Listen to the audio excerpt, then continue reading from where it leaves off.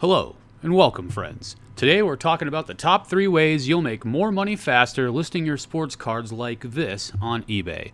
You're going to need 3 elements of a good listing. The first element is going to be a good picture. That's how you show the person what they're buying. They want to see every nook and cranny. They want to be all up in there, not like a dirty old barn or a shed. They want to see that pristine shit. They want to see that Victoria's Secret. They want to know exactly what they're getting. Actually, that's a secret you don't know. I don't know how that worked out. A good price. You need to have a good price. You can't just put a card up there skyrocketing, like $8,000 for a common Magic Johnson. No, the magic is getting the price right, dummy. What are you doing? And you need a good title and a good description. That all counts as one. It's all just kind of filling the information in. So what I'm going to do is going to bring you over here and I'm going to show you some examples of what we're talking about. This is the main screen. Right here you're looking at a Yusuf Nurkic rookie card. Now this has a black background and it is just placed flat, and it's it's a decent looking picture. You look at the picture, nothing wrong with it. You can see the full card, you can see the front and the back of it. Obviously the thing I was taking a picture on, it was a little funky there. It was like construction paper or something. There's better ways to do this, and I don't use this method anymore, but of the 3 methods that I use for taking pictures, this is going to be one of them. A black background. Cards do look nice on a black background, so whatever you can do to get your card flat, well lit area, black background, something similar to this but a little bit better. If I had taken it like right here and the back was there as well, it would be absolutely fine like this. So this is a decent picture. The second type of picture is going to be in a light box, standing on a card stand. So you can get these card stands really cheap. They're just a couple of bucks a piece. You can get like 15 of them for 15 bucks or 20 bucks or something like that. They're out there. I can get you guys a link or something in the future if you need it. But anyway, you get the card stand, and when you're taking pictures of specifically the stuff that is like foil or some sort of prism, silver prism type stuff, it looks really nice when you see the cards glow. And with this method, I like using it for those types of cards because you actually can angle the card so that you can see that rainbow effect or whatever. And you know what I mean? That's nice. The people like to see that, remember. So anytime you can make a refractor look cool like that, it'll probably help your sale. And this looks decent. You can see the front, you can see the back well. I don't have a picture of the back up here right now, but you guys get the point. They can see the corners. They can, as long as you're close enough up, this is a good method for also taking pictures, and I do mix and match between this one and the next one I'm going to show you, which is the scan. And I did buy a scanner. It's a Epson V550 photo scanner, and it was like $200. I got it locally though, used for $150. So I would suggest this scanner because my strategy with this, since it takes a little while to scan the cards, is to essentially use cheaper cards with the stand-up picture on the card stand and the light box. Use the refractors on the light box, whatever, so I can show the cool refracting. And then for more expensive cards or PSA graded cards, vintage cards, in a top loader, I like to use this scanner, and it does look really. I think the scanner looks the best, but it also takes the longest, which is why I just diversify between price range. So I'm going to bring this over to you, and here's a LeBron James rookie card. That was the one that we submitted. Man, I was really, really sure that was going to be a 10 or damn close to it. The only thing that's wrong with this card is it's just a little bit off center, but it falls within the PSA 10 standard. So I don't really understand that because nothing else that I can see, and I've looked in a magnifying glass, I've looked in the jeweler's loupe, nothing wrong with the surface, nothing wrong with the edges, nothing wrong with the corners. It's only a slight bit off centering, which falls within a PSA 10 range. So I'm a little unhappy with it, and I'm probably going to get it reviewed at least once, and if they give it back as a 9 again, I'll just shut my mouth and take my 9. But as you guys can see, when you use the scanner, it's a high quality scanner. The color is crisp. You can see everything up close very nicely, so when the people are looking, they get the clearest, most crystal azure sky of deepest summer type strategies. It looks extremely nice. So it still came back a 9. We can't really complain about that. Good looking thing. So if that is what you're into, grab yourself a scanner if you're posting a lot of cards. If you're not posting a lot of cards, clearly it's not going to benefit you as much as someone who does post a lot of cards. So that is something to consider as well. The next thing you're going to need is a good title and description. So for a good title and description, we're using the example of our 1986 Fleer sticker Michael Jordan rookie card that we sold on August 1st for $1,700 and $60 shipping. So, and you can see this is on a black background as well, because I really do think that the PSA cards, if you're not going to scan them, they look really nice on a black background. And honestly, I kind of wish that I could scan them with a black background, but I just don't want to take time. There's a bit of a time efficiency thing going on there. So a lot of people put the year and the type of card it is, like 86 Fleer, 2014 Prism, whatever. They put that first. I don't put that first. What I like to put first is the name of the player, or if I'm posting records, the name of the band. And if it's something like the Beatles, I'll type Beatles, comma, the, hyphen, and then the album title. Why? Because when I'm going through my eBay stuff, I'm looking at my active listings. This allows me to search alphabetically, and it also allows people to look in your store, and when they are looking through your listings, it grabs their attention a little bit more than looking at 2014 or random numbers. Or you'll see listings where people put the name of the person like way at the end of the listing. The hell with all that. The main thing that people are looking for is the name of that player. If they want Tatis Jr., they want to see Fernando Tatis Jr. So if you're looking through the listings and you see 2014, 2016, 2000, and then Fernando, you're going to grab onto that first. So psychologically, I think you get a small bit of an edge as far as attention goes. Everything is about grabbing attention. So you get their attention, then you've got a nice picture for them, and then we'll get to the last part after, which is a nice price. Just like Strawberry's Records and Disc back in the 80s and the 90s. Or maybe was it Camelot Music at the mall? Either way, you guys got to have all these elements to get a nice listing. It'll get you more money and your cards will sell faster. So for the listing, we want Michael Jordan first. That's the main dude. Then I'll put the obviously the year and whatever it is, 1986 Fleer sticker. And the next element is, what is it? It's his rookie card. And I like to only capitalize the stuff that needs to be capitalized. You'll see people with everything, all caps. If you're one of those all caps dudes, stop being lazy, stop being a whack job, and do something a little bit more sophisticated. It doesn't take long. It takes you 2 seconds. So rookie card number 8, I like to put that up there, the number of the card, because man, when you look up, let's say Prism, and there's all these emergence and instant gratifications and mindless self-indulgence and whatever those inserts are, swoosh, splash, ass, whatever it is, they have a hard time looking for the card they want, so they put in the card number. So you always want to include the number of the card for more visibility. Everything's about visibility and attention. And then RC, because some people look up rookie card, some people look up RC. I mean, when you have all of these search elements, somebody might come up here and just look up 86 Fleer rookie card or 86 Fleer RC, and you want that visibility when you get those abstract searches. You want to have a taste there. Then we put near mint, obviously the grade, PSA 8.5, and then when you have a little bit of extra space, you want to just fill that with something that's relevant that people might be looking for. So somebody might look up 1986 Fleer Chicago Bulls, and maybe they're not specifically looking for Jordan, but then maybe they see it and they go to buy it, whatever. You don't know exactly how that is going to manifest itself, but nonetheless, it certainly can. So remember, all the elements you want the name first, whether it's an album, whatever it is, the name first, and then the set and the year, and then type out rookie card and make sure you put RC when you are doing a rookie card. Always include the number, etc., etc. And that the same thing with the description. What I like to do here is I like to take and copy and then paste the title down into the description. And if I don't need to add anything else, like if that's sufficient, then I just leave it there and go. If there are other notes or elements or things that you couldn't fit in the title, stuff that's slightly less relevant, maybe you couldn't fit the grade of the card, not specifically the grade, but like near mint, not PSA 8.5, that would always go. But something a little less relevant because you didn't have space, fill it in here. This says everything that it said in the front, and then there's a dash. One of my own submissions, shipping includes signature, delivery, and insurance. Will be better protected than a newborn baby king. Any sort of extra information you want to give the customer, you give it to them here. Now, here's another tip for you. As far as SEO goes, eBay, if somebody searches, will include in the search results what you put here.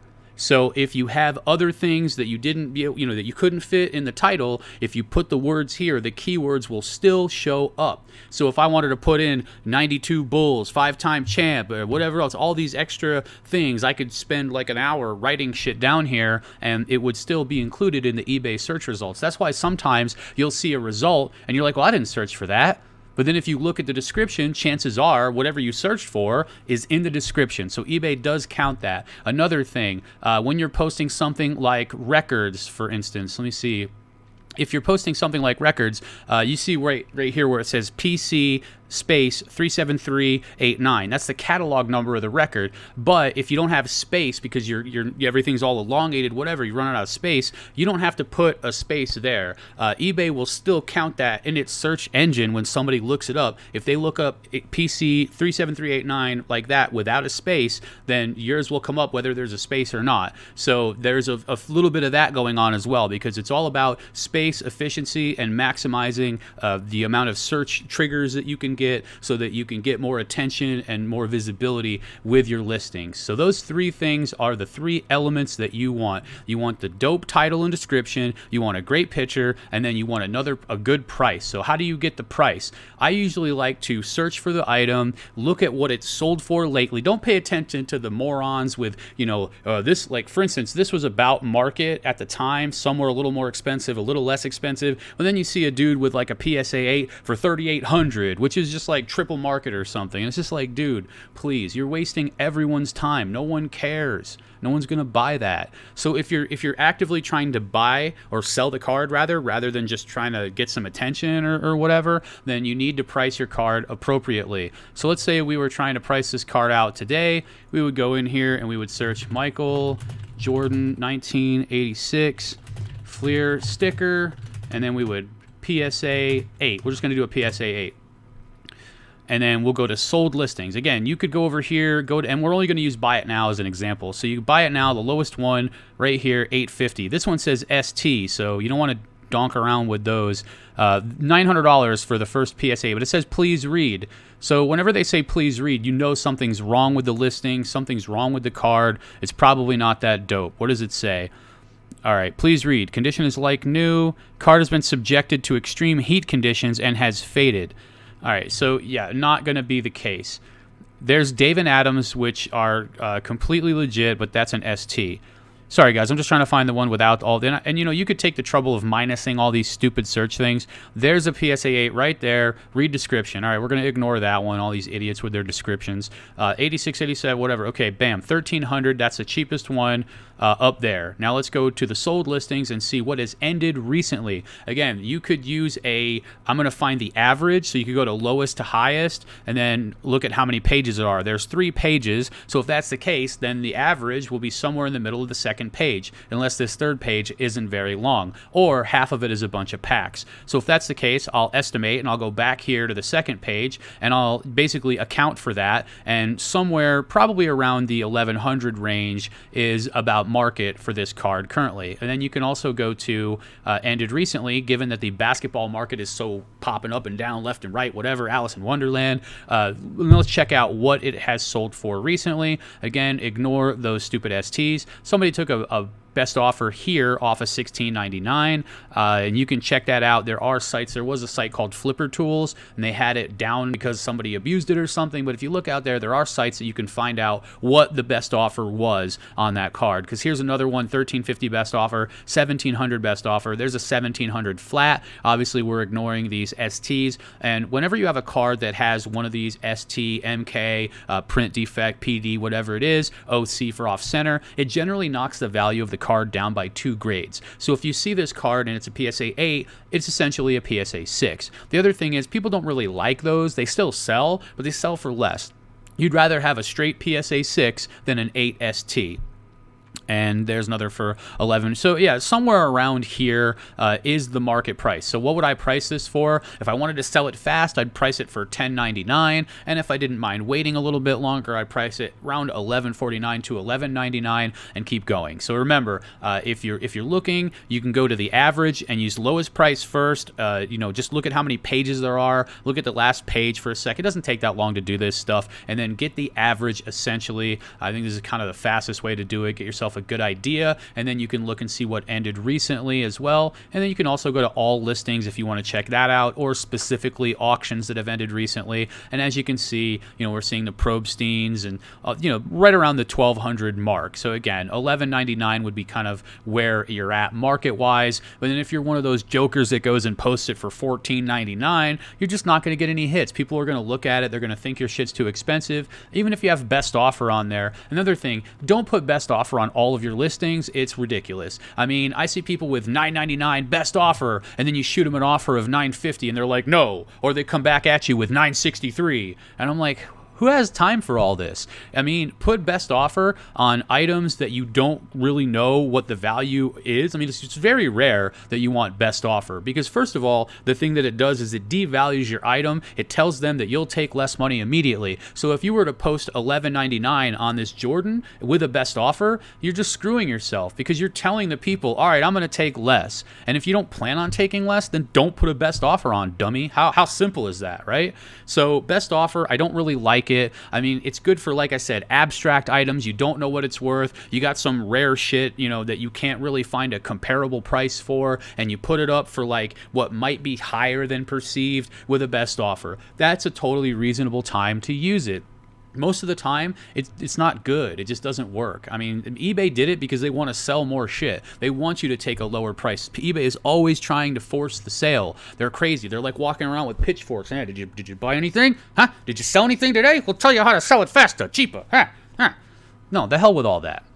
All right, so you guys got the gist of this. Let me just show you a couple of cool cards I've picked up lately, and then we're going to bounce out of here for today. So lately, I bought some vintage basketball cards. I got this really nice 1981 Larry Bird. There's a little bit off on the centering, but it is in nice condition. The corners are super sharp. The back's really clean. I think that Magic Johnson and Larry Bird, the one with Julius Erving as well, that's a really expensive card. It's out of a lot of people's range, so people are turning towards these. And we talked about these just a couple days ago, the vintage cards that we wanted to pick up, and this is one that I have been picking up copies of. I've got two really nice ones so far. This is the Magic Johnson. It's got this print defect over here, which is pretty common, so it'll probably knock it down to an 8, and maybe if there's something else wrong with it, it'll hit a 7 or 7.5. Otherwise, the centering is really nice on this, which is difficult to do on 1981 tops, and the rest of the card is super clean, so I was pretty happy with that one. And let me just go over here to my purchase history. I just picked this one up today. This one is beautiful, absolutely beautiful. It was $50, and I just couldn't deny the condition of this one. So you look at the corners here, sharp. The centering is better. There's nothing wrong with the printing, because a lot of the times the print can be blurry on these. And the only thing that's wrong with this that you can see is that little tiny print dot that is common on these cards. Otherwise, this is an extremely clean card, and I don't mind paying for a card that's going to grade and then be worth probably $300, something like that. So this was a very nice pickup, and it does take time, so don't overdo yourself here, but yeah, so this is the kind of stuff that you definitely want to be on the lookout for and pick up. Next thing, we got a Kareem Abdul-Jabbar 81, nice shape. Same thing here, 79 Julius Erving. Those guys are in pretty nice shape. And whenever you find a good card from a seller, go through and look at the rest of their stuff. I mean, look at this one. This is pretty nice centering wise. Obviously, it's a little bit off top to bottom, but again, you're really going to have a hard time finding these in super minty shape. You can see the corners on this are super sharp. Whenever I see super sharp corners like that and then decent centering, that's a good inclination that you should be buying that card. Got some Kyle Lowry rookies. I've been picking them up in the sub $10 range. I think you guys could definitely grab some of those. Grabbed a few basic Tyler Harrows just because I don't have as many as other people, and got in as cheap as you can. These are still going to be minty fresh. If they grade at 10, they'll still be worth probably $200 or more. I told you guys about the Giannis cards that are probably going to end up going down. We ended up picking up one for $100. A guy sent an offer of $95, and it does say read description, and he had an issue with it, but honestly, it's not that big of an issue at all, and the rest of the card is minty fresh. So take a look at that. I mean, the centering is just slightly off top to bottom. Left to right, it looks excellent. And then his issue was this right here on the side. It's not really fraying, but this is the way that the card was printed. So even if that knocks it down to a 9, still getting a 9 Giannis is going to be like a $600 card. I mean, obviously they're going for 800 into 10 right now, but that's just going to change next season. So just holding this card is going to be amazing. Still for $100, great deal. Kobe 2012 Select first year, another Magic Johnson 1986. Look, I picked up this Westbrook rookie literally for $18. Got a very nice Stockton rookie for $18 as well. I don't know how these people do it. This dude posted this guy for $17, and this is exactly what you're looking for when you're looking for raw cards to get graded. The centering before anything. So you see that the centering looks quite good on this. It's only slightly off. It should fall into a 10 range, and then there's a little bit of wear on the side of that card, and that wear right there might bump the card down to a 9. The rest of the card looks relatively clean. So the back of the card actually has like a little bit of funk on it. So, you know, if we get an 8 on this card, it'll still end up being probably a $50 card. And, you know, even with a grading fee of $9 or $10 and the weight, you're still going to double your money. And if it can somehow slide a 9, like if they hit me for that on the back, but then they don't hit me hard here. If we do end up getting a 9 out of the deal, obviously it can be like $150 or whatever. So that's kind of the gamble. Or we can maybe get an 8.5 and it can be like a $100 card or an $80 card. Either way, $17 raw. I could still probably flip this for $30 or $40 raw, to be honest with you. So this right here was a pretty nice pickup. Let's see what else we got, and then I'll just get out of your hair. More Magic Johnsons, more Kyle Lowrys, PSA 10 Lonzo Ball. I told you guys I was picking up Lonzo Ball. There's what I picked up right there. I picked up a bunch of Optic because I think Optic is good value out there for basically $6 for the base and $8 for the flash. And then I picked up a few RJ Barretts. All right, guys, that's going to be it for this video. Hope you guys have enjoyed it. If you like the content here, please do hit the subscribe button and tell me how you post your eBay listings. Is there anything cool here that you don't necessarily do that maybe you might know? I don't know. Either way, hit that subscribe button, guys, and I'll catch you on the flip side.